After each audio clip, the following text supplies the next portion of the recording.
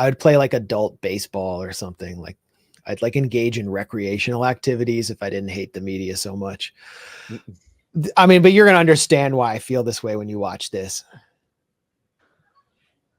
And with my family in mind, I wanted to share one last. This is Colin Yost from SNL, which it's sort of like KFC, how it used to be. Like they used to make chicken, and SNL used to be called Saturday Night Live, and they used to make comedy, but now they just suck up to power and suck up to liberals.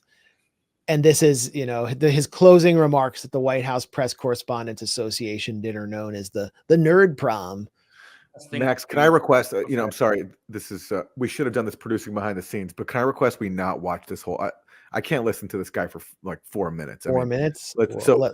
If you where are we at? I just want the part where he like slags Biden. Yeah, it's a bit more ahead, like where he talks, you know, yeah. All right, here. He's putting his finger up so exactly, it looks like he's going to be like, but after all these jokes about your age. Yes. Okay, here we go.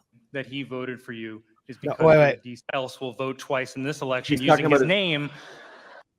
He's talking about his grandfather who his grandfather voted for. And all grandfathers are just inherently decent. But that's just how the Democratic machine works. Okay, long pause. He voted for you, and the reason that he voted for you is because you're a decent man.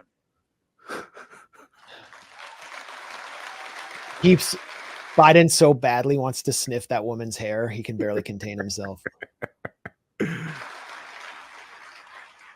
My grandpa voted for decency, and decency is why we're all here tonight. Decency is how we're able to be here tonight.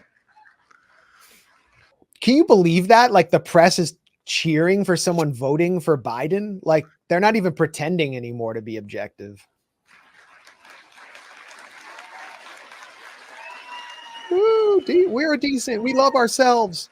Decency is how we're able to make jokes about each other and one of us doesn't go to prison after. We go to the Newsmax after party.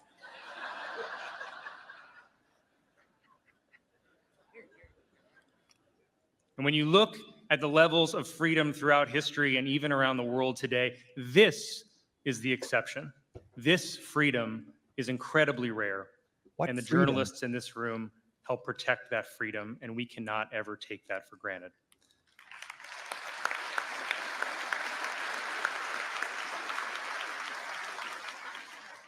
Who's that guy? That's not me, by the way. That's my like blue blood, like somewhat inbred, distant relative.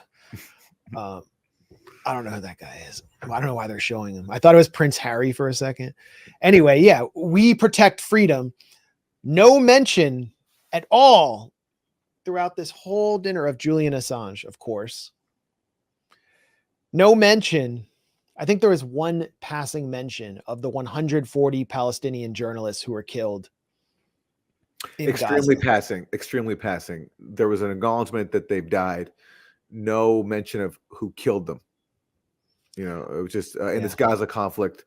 So, you know, X number of our colleagues have died in Gaza, but no mention of, you know, who killed them, how they killed them. They were deliberately targeted in so many cases by Israel. No mention of any of that. With U.S. weapons. Yes, with U.S. backing and weapons. That was I realized that person they showed, thank you, Philip Blair, was Joe Kennedy. Representative Joe Kennedy. So one of the Kennedys that endorsed Biden. They had. Did you see the endorsement, by the way, of the Kennedys for Biden? I missed that. I'm not going to show it now, but it definitely helped RFK Jr. And Trump a lot. And they all seemed like much weirder versions of RFK Jr. Like they had the same voice and everything, but they were just so unrelatable and off-putting that the Biden administration just made a great ad for their opponents. Yeah, so this I wish I could have been there at this protest outside the Washington Hilton. Huge respect to Code Pink for the flag drop they did.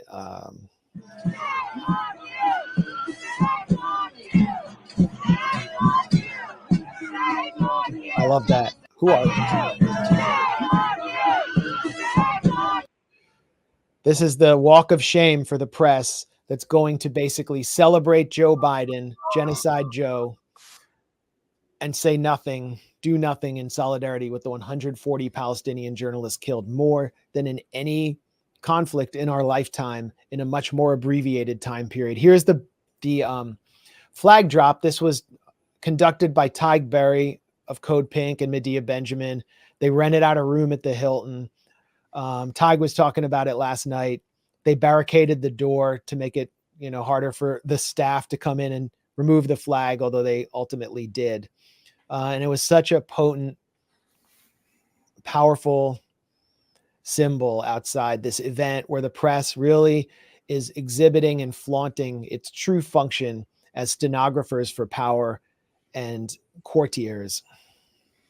I'm so grateful to Medea and all of Code Pink. It's they really put themselves out on the line constantly, day in, day out. And just with a small group of people relatively have such a big impact. I mean, look at this. This is amazing.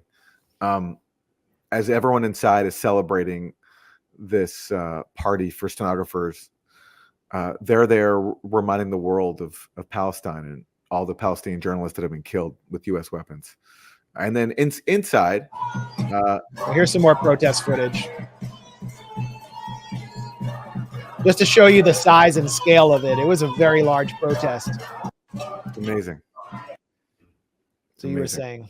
Well, then inside, what happened to Medea? She got assaulted by security. Yeah, I got footage of that right here. Yeah. And it was an assault that injured her. White House Correspondents dinner in the Hilton Hotel, and actually had a room here. And I was standing here quietly with this sign and got so roughed up by the security and thrown out of the hotel. You journalists, come over here. Hello, journalists, come here. We're being assaulted for First Amendment right of free speech. Help! Help us, please. Help! Turns out they're not really journalists who report things. I'm ready. Ah! Help! Help! Ow! Ow! Ow! It's quite ironic because tonight was all about press freedom, and it seems like standing here with the sign is something that's a lot worse than 100 journalists in Gaza. So yeah, there were just reporters filing by them, just watching them being brutally beaten, and they did nothing. I don't know why I'm laughing. Well, it's just comical. These people dress up and call themselves journalists, while not caring about a couple people being assaulted and going inside and celebrating their profession as if they're doing something worthwhile for the world, and really they're just serving power, and they're there to celebrate that openly. Anyway, everyone makes their own choices. There's a lot of people in that room who really want to be a part of that world, and that's their right. But I really appreciate all the people outside reminding them of what they're celebrating, what they're actually celebrating, which is mass murder ultimately, and the persecution of people like Julian Assange, who of course doesn't get a mention. Yeah, just the hypocrisy that they always will find some journalist, Evan Gershkovich or Austin Tice, who's being held by an official enemy. But none of them seem even aware of the plight of Julian Assange. There's not, it's not like anyone who went in there has demons about what they're doing. So it's important for them to be confronted and just to see how the public rejects more than ever the model of corporate and mainstream media. That's encouraging to see, just beyond the issue of Palestine.